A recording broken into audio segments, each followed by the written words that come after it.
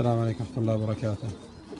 هذا الطير طاير 450 كيلو، وجاء كسر رجليه من هنا، شوف كسر، وهذه تكسرت 4 كسور وثلاثة كسرين، هذه وهذه 3 كسر.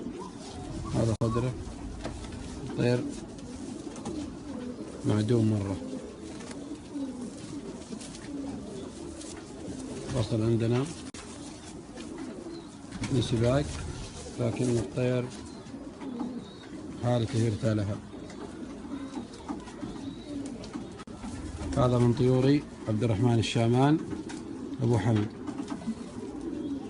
وصل عندنا في الدرعية في السباق، ثاني يوم وصل طبعا، لكن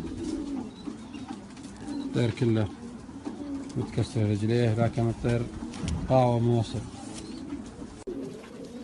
هذا الطير اللي وصل من 450 اللي تكسرت رجليه، هذا ما شاء الله الحين سوينا له طريقة اللي ياكل،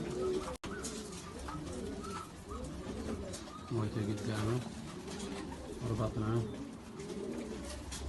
علقناه، كان له المويه حقته. ولكن هذا واصل من سباق شري 450 كيلو.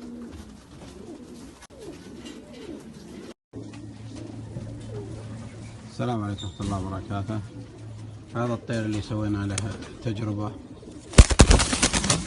اللي متكسر فكيناه، هذا هو بدأ اللي يمشي، اللي جبرناه علقناه، فكيناه اليوم. هذا هو